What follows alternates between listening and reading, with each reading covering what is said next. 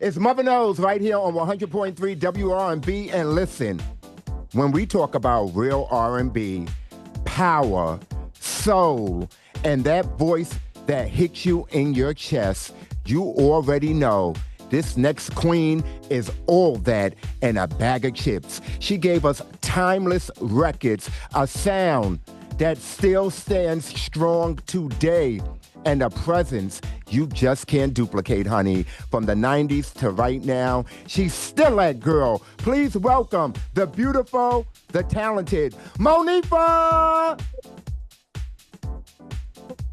Thank you so much. That was a beautiful. Thank you so much. I Thank appreciate you, those flowers. Monifah. How are you? I am blessed. I have my sanity. I'm okay. You know, life is lifing, but that's okay too. I'm Come good. on now. And we have so much to To be celebrate. with I you. was so Yes. happy when you say yes, because we have to talk about Moods, Moments. Monifah, it's 30 Yes. years since Moods, Moments. When you hear that, what goes through your mind right now? It's like what the hell? Like that's what goes through my mind. Like 30 years is like 30 years. Like I remember being a kid wondering what I was gonna be like at 18, right? Like wondering what my life would be like when I'm 18. I'm finally able to do. And then, oh, I wonder what I'm gonna be like when I'm 30. And here I am at the beautiful age of 54. I'm here, and it's I can't believe it. 30 years is such a blessing for something that I couldn't envision myself doing anything else as a child, and to from there to now, and have 30 years under my belt with an album, a now classic that people love and give me my flowers for is amazing. It's Let, amazing. let's take it back. Your first single, You. No, What it was was I miss you. I it miss was I you. Miss You, not you. Yep. Okay. So Uh-huh. I Miss You. What was going Uh-huh. through your mind when you recorded it? And did you know right then you had something special? Hey, it was such a whirlwind because when I started the album, the way I started the album was I was doing reference vocals for Hev, and he asked me to do one because he had done two like production. He produced two songs for the group that I was in, DSOB, that included Free and four other young ladies. It was different shades of brown. It was amazingly talented young women, right? So Wendy Creedle, who's Andre's son's mom, started that group.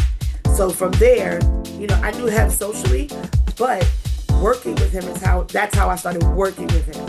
So when went in the studio, he was like, I want you to do some reference vocals, fine. So I called him. It was like December 23rd. I was like, yo, you never called me. I'm like, it's Christmas. I'm trying to get a couple dollars. And he was like, yo, oh my God, I've been meaning to call you. He's like, well, it had to be like the week of Christmas because it was like 2 days, before Christmas. So he said, can you come in tomorrow? I was like, sure. So I went in there and did a reference vocal for this little kid that they were going to sign to Uptown. Did that record. He was like, you know what, you could keep the record.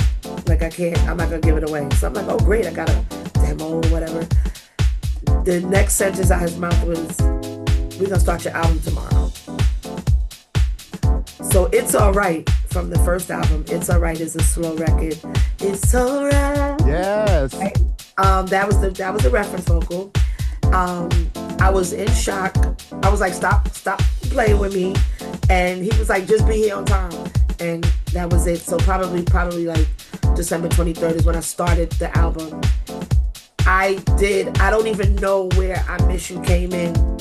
And you know what I'm saying?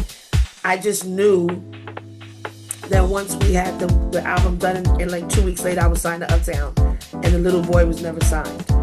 And wherever I Miss You came in at, it just was the record that we knew would be the single. But it wasn't like, I knew it was a banger, but I wasn't sure because of all the other stuff that we were doing. I think we kind of knew when we got it. I think when Heaven brought it to me, it was like, oh okay. And this is the one we're gonna go with.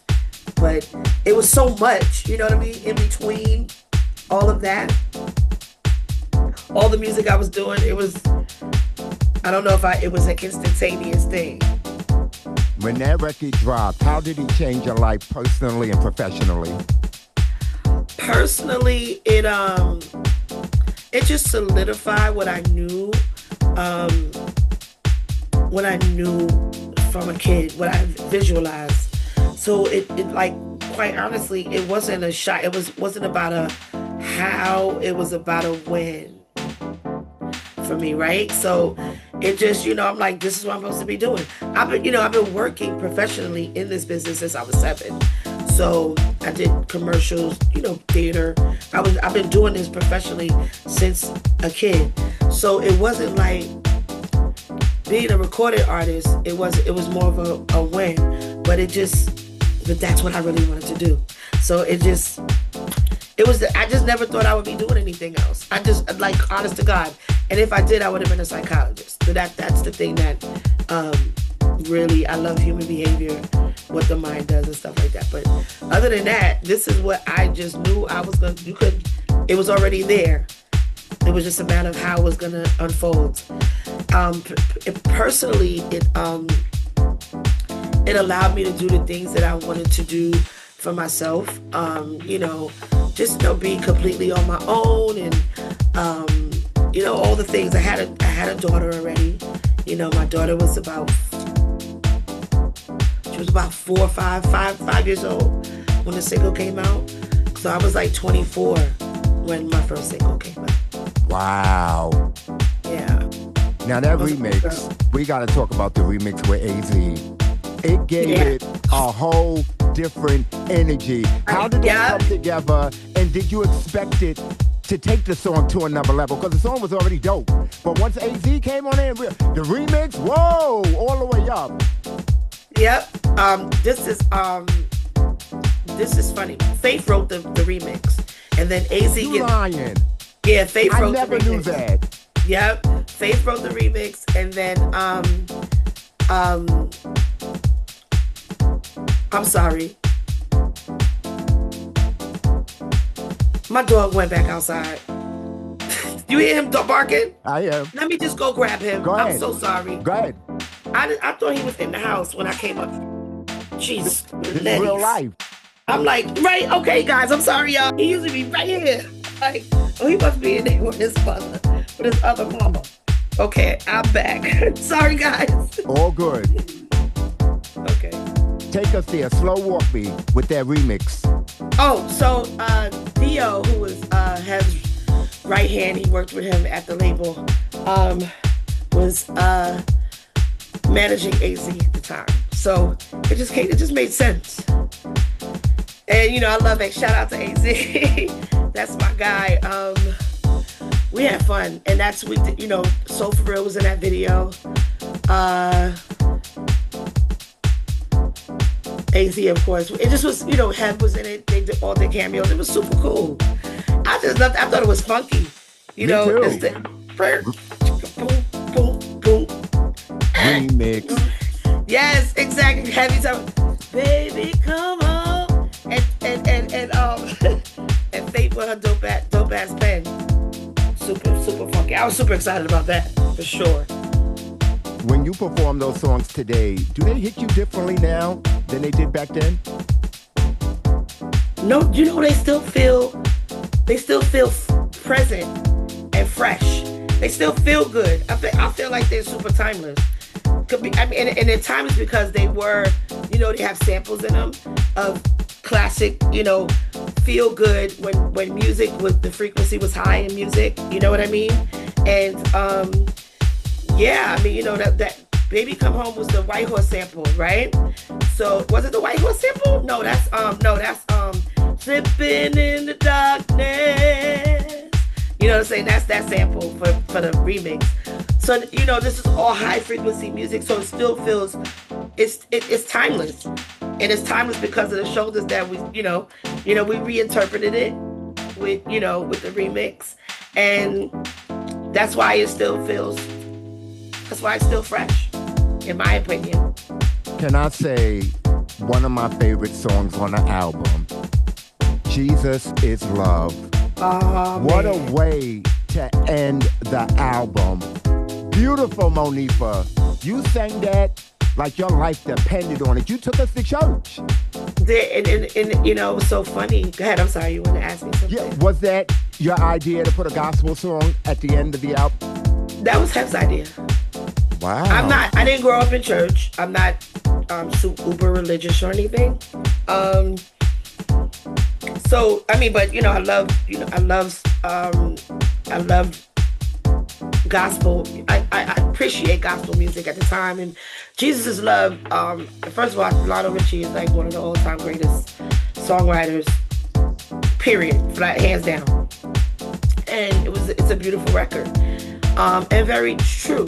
No matter what I can't say no matter what you believe, but you know, if you believe that Jesus was a man that walked this earth to show us who we could be and how much power we actually encompass, then I think the song is absolutely incredible. You know what I mean? And true. And just having the Harlem Boys Choir, you know, I'm a Harlem girl, having, you know, the Harlem Boys Choir on it, that was like, it was top tier. It was dope. And the way it was done, amazing. And I did sing my heart out. I shocked myself. You know, I'm like, whoa, yeah.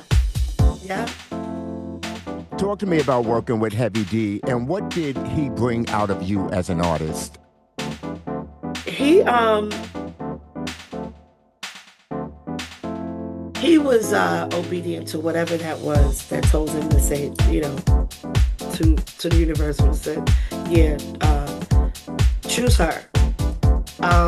Working with him was like working with my husband, father, brother, boyfriend, all rolled up in one. He's protective like a big brother and dad. Very territorial like a husband or, you know, a boyfriend would be. And he was my mentor because he taught me a lot. As a 20-something-year-old that was young, you know, thought I knew, you know, was smart, but, you know, thought I knew everything. Not everything, but was, you know, he taught me some things. He taught me, you know, how to move through this business. I've never, you know, my personality is such, never burned any bridges. I work, I go home. I never was the type to really hang out in the scene and stuff like that. Because I was living, you know, in a different community. I was hanging out in a different community at the time. So, you know, work, the industry was work for me. So it was work, get my work done. And, you know, maybe why, you know, you didn't see me in a lot of maybe award shows. Because, I mean, I'm very interesting that way. It wasn't my complete and total, I wasn't totally encompassed by it. So that some of that stuff, you know, I have to like take responsibility for, because there's a lot of things that I could have done that wasn't focused on doing, you know? What's something people don't know about that Uptown Records era?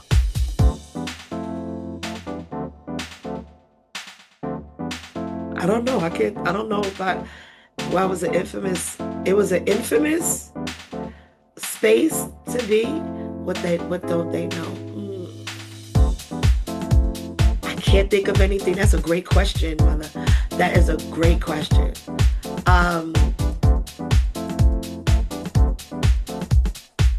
There was a lot of love there. It was a lot of love there. You know, it was like a family, like a true family. Like Soul For Real and I were like the last of the people that were signed, that were, you know, probably the last successful act signed. And if I'm not mistaken, probably the last act signed on Uptown. That actually went on to do, you know, to be successful chart and all that stuff.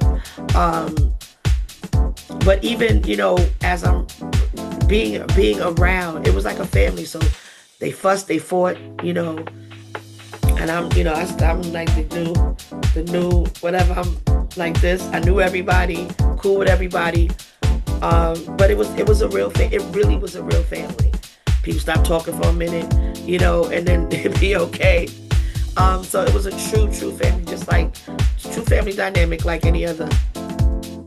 I want to switch lanes for a quick second. Sure. Another song from your catalog that I simply adore. What? By the way you touch, the way you feel. What? Oh my God, I can tell. What? Monifah, you are ahead of your time. What did the label say when you brought them this track? Well, the track itself is fine, right? So the track is good, right? Which was produced by Rob Fasari, who was Lady Gaga's boyfriend and producer of the first album. He did that record. I mean, this is way before Gaga, but he produced that record, and Falante Moore of Coffee Brown wrote it, right? So Teddy was doing the third album, right? He was EP in the third album. Got that record, and I was like, this is the single. But then in my mind, based on who I am as a queer woman, and you know, being in the community and understanding at the time the epidemic of the DL, you know, man, I wanted the visual. I wanted to, and I'm an Aquarius. You know, everything is, you know, I'm about the humanity, the world, everything else. People have to know, like, in a creative way.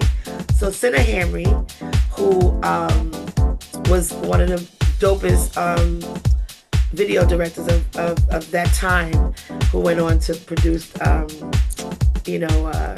that show with Taraji and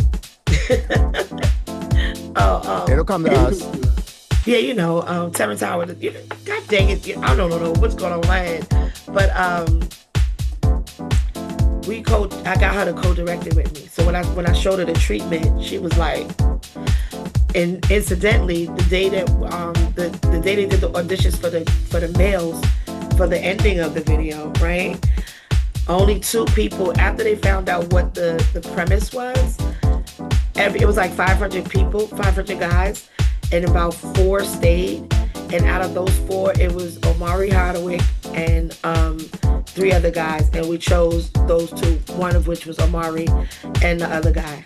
And it's crazy, like he was the one. Omari's the one that turns over, right? And I was like, see, he's about his craft. Like it's about the act. Like he's like, this is a gig, first of all, and you know that's the sign of a true actor, if you ask me. Because a lot of the guys didn't want to do it because they thought they weren't in bed together. One was sitting in a chair and the other one turns over. To reveal that it was about, you know, him seeing another man. It wasn't to demonize it. It was just to make women aware, you know, of you have to ask the right questions. Amen. You know, because, you know, asking someone what they are and not who they like to sleep with are 2 completely different things, right? Because you don't have to identify as anything to, you know, even if you're physical with the same sex, you may not. I don't consider myself a lesbian. You know what I mean? But, you like that? I don't know. You know, I mean, you know, it's nothing wrong with it. But I'm just saying, I'm a queer woman. That's just, you know, how I identify. So you how people identify themselves you have to ask the right questions. Period. Like, that's it. Is there a record you feel didn't get the love it deserved?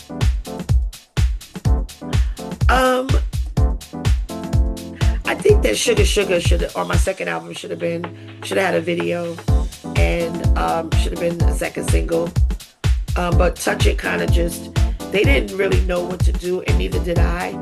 I think that if there was if at the time we were to push forward and be progressive, it would have been a Rihanna type situation, or and when I say that, I mean as far as the music and how it charted, you know what I mean? Like that I could kind of, or Bruno Mars even, because you know, you see how Bruno was like pop, like he came out super pop, like pop, but it was really, really poppy, right?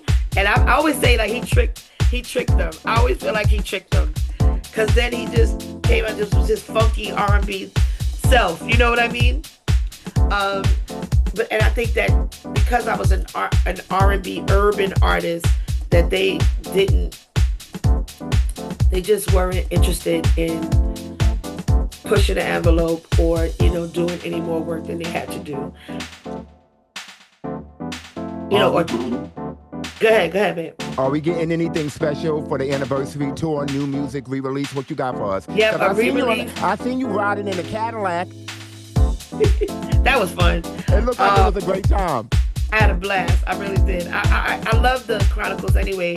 Just period. Just to see, my faves get in there. When I saw. So when they reached out, it was like it makes sense. Like I was like, I wanted to do it. They asked when Coffee Brown did it. They talked to my peoples, and it was like we made it happen. It was yes, I would have to say definitely new music. I'm working on doing some dates in different cities so I can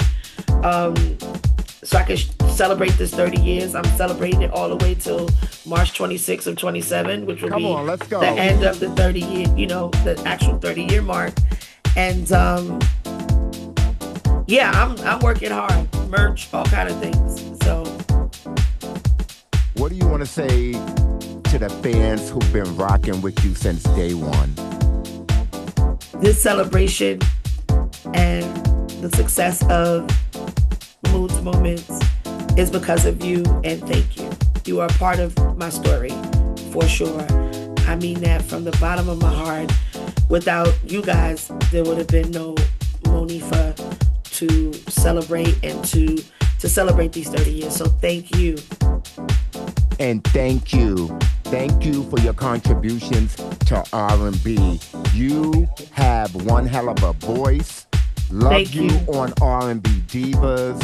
Love Therese. Love everything about you, Monifah. You are the real deal from Harlem.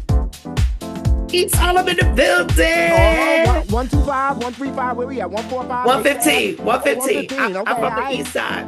Yeah, I'm from El Barrio. Come on now. 115, 2nd and 3rd, Jefferson Houses. Let the people know where they can follow you. The Monifah. Well, they say it's the, but to me it's the TheMonifah, Facebook and IG.